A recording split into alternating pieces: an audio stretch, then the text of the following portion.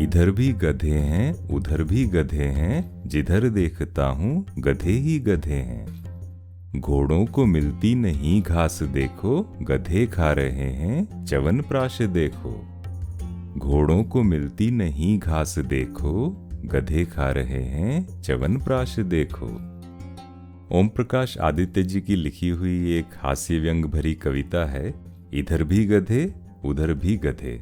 ये उस समय लिखी गई थी जब इस तरह का हास्य सादगी भरा होता था, ज्यादातर नेताओं, सरकारों या समाज की कुछ बातों पर। इस कविता में गधे को प्रतीक बनाकर व्यंग्य भरा कटाक्ष किया गया है। गधे का प्रतीक शायद इसलिए क्योंकि हमारे समाज में गधे को मूर्ख या कम अकल जानवर समझा जाता है। लेकिन गधा क्या वाकई इतना मूर्ख है?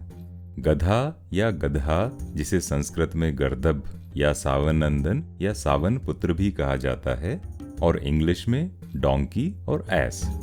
वैसे गधे और घोड़ों के पूर्वज एक ही परिवार से आते हैं, और यहाँ तक कि ज़ेब्रा या ज़ीब्रा वो भी गधों का ही दूर का अफ्रीका के जंगलों में बिछड़ा हुआ रिश्तेदार है। बस गधे और घोड़े पालतू हो गए और ज़ीब्रा जंगलों में रह के जंगली हो गया। दुनिया में करीब 4.5 करोड़ गधे हैं। जो नर गधा होता है उसे जैक कहते हैं और मादा को जैनी या जेनेट। कितने सुंदर नाम है, जैक एंड जैनी, जैनी एंड जैक। गधों के पालतू होने का इतिहास करीब 5000 साल पुराना है। पहली बार इन्हें पालतू बनाया गया था इजिप्ट में, या जिसे मिस्र भी कहते हैं, या मेसोपोटामिया, और वहां इन्हें स्टेटस सिंबल भी माना जाता था। सो मच सो कि 2003 में जब मिस्र के एक राजा नारमेर की कब्र को खोदा गया तो राजा के साथ 10 गधों के कंकाल भी पाए गए। इसी से राजा और राज्य के लिए गधों के महत्व का पता लगता है। अब क्योंकि गधे इंसानों का बोझ उठाने के काम में आते हैं, इन्हें बीस्ट ऑफ बर्डन भी कहा जाता है। यहाँ तक कि इन्होंने मिस्र के मशहूर पिरामिड्स के पत्थर भी ढोए हैं। गर्दभ जी की आवाज भी बड़ी बुलंद होती है। जब ये अपने सुर में पुकार लगाते हैं उसे 3 किलोमीटर तक सुना जा सकता है, और खुले रेगिस्तान में तो उससे भी कई गुना दूर। और इनके बड़े बड़े कान इतने सक्षम हैं कि कई बार 4-5 किलोमीटर दूर से आने वाली आवाज को भी पकड़ सकते हैं। इन्हें कम बिल्कुल ना समझा जाए। खतरा होने पर ये काट भी सकते हैं और दुलत्ती मार के भाग भी सकते हैं। ताकत में ये समान आकार के घोड़े से ज्यादा ताकतवर होते हैं, और इनका पाचन तंत्र महाशक्तिशाली, जो कि भोजन का 95% ऊर्जा बनाने में इस्तेमाल कर लेता है। गधे बड़े हठी भी होते हैं, या कहें जिद्दी या अड़ियल।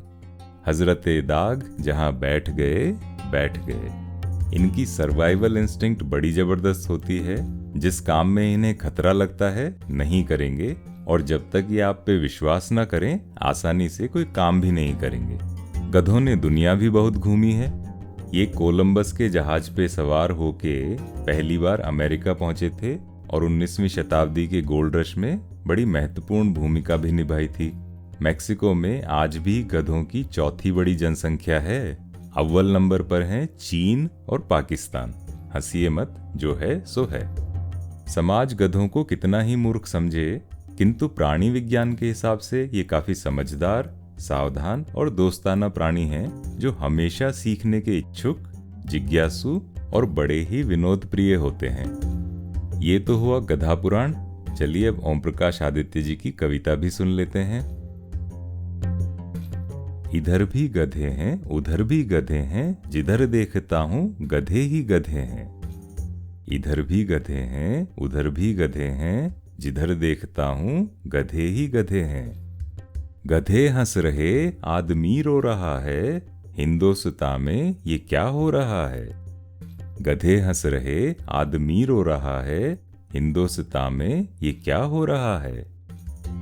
जवानी का आलम गधों के लिए है, जवानी का आलम गधों के लिए है, ये रसिया ये बालम गधों के लिए है। ये रसिया ये बालम गधों के लिए है। ये दिल्ली ये पालम गधों के लिए है, ये संसार सालम गधों के लिए है। ये दिल्ली ये पालम गधों के लिए है, ये संसार सालम गधों के लिए है। पिलाए जा साकी पिलाए जा डटके, तू विस्की के मटके पे मटके। पिलाए जा साकी पिलाए जा डटके, तू विस्की के मटके पे मटके।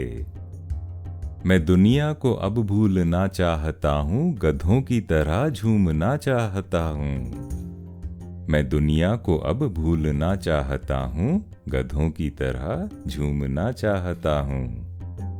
घोड़ों को मिलती नहीं घास देखो, घोड़ों को मिलती नहीं घास देखो, गधे खा रहे हैं च्यवनप्राश देखो। गधे खा रहे हैं च्यवनप्राश देखो। यहाँ आदमी की कहाँ कब बनी है, ये दुनिया गधों के लिए ही बनी है। यहाँ आदमी की कहाँ कब बनी है, ये दुनिया गधों के लिए ही बनी है। जो गलियों में डोले वो कच्चा गधा है, जो गलियों में डोले वो कच्चा गधा है, जो कोठे पे बोले वो सच्चा गधा है। जो गलियों में डोले वो कच्चा गधा है, जो कोठे पे बोले वो सच्चा गधा है। जो खेतों में दिखे वो फसली गधा है, जो माइक पे चीखे वो असली गधा है। जो खेतों में दिखे वो फसली गधा है, जो माइक पे चीखे वो असली गधा है। ओम प्रकाश आदित्य जी ने अगर आज ये कविता लिखी होती तो शायद इसमें ये वाली पंक्तियां भी जोड़ देते, जो लिखने की छोटी सी गुस्ताखी मैंने कर ली है। जो संसद में बोले वो झक्की गधा है, जो टीवी पे डोले वो ठरकी गधा है। जो संसद में बोले वो झक्की गधा है, जो टीवी पे बोले वो ठरकी गधा है। जो धरने पे बैठे वो खाली गधा है, जो धरने पे बैठे वो खाली गधा है, जो विज्ञापन में दिखे वो जाली गधा है। जो विज्ञापन में दिखे वो जाली गधा है। जो रोडीज में नाचे, जो MTV रोडीज होता है, जो रोडीज में नाचे होपलेस गधा है, जो बिग बॉस में झांके वो जॉबलेस गधा है। जो रोडीज में नाचे होपलेस गधा है, जो बिग बॉस में झांके वो जॉबलेस गधा है। जो फेसबुक पे डोले वो कच्चा गधा है, जो फेसबुक पे डोले वो कच्चा गधा है, जो क्लब हाउस पे बोले वो पक्का गधा है। जो क्लब हाउस पे बोले वो पक्का गधा है।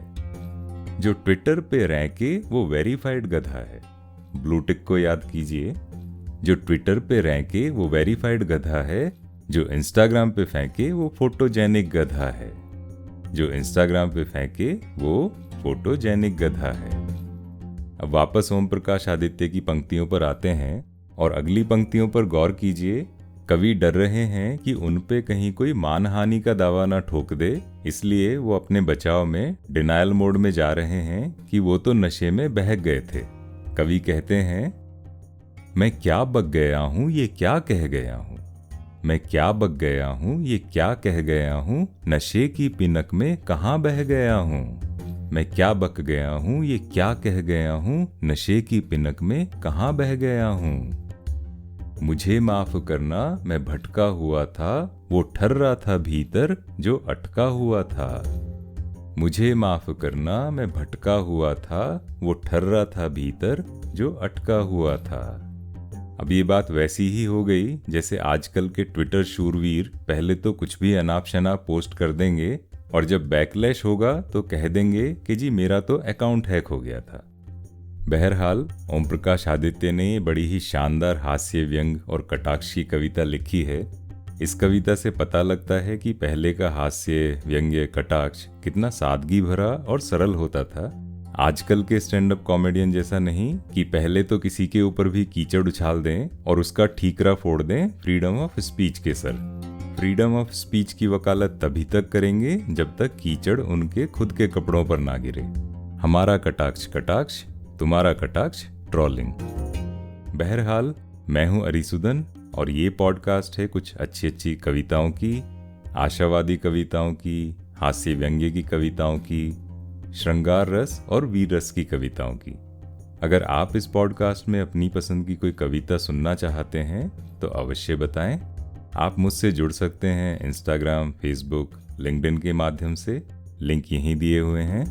और हाँ, iTunes पर इसको रिव्यू करना ना भूलें। तो मिलते हैं अगले अंक में, तब तक स्वस्थ रहें, सुरक्षित रहें, प्रसन्न रहें और चाय कॉफ़ी पीते रहें।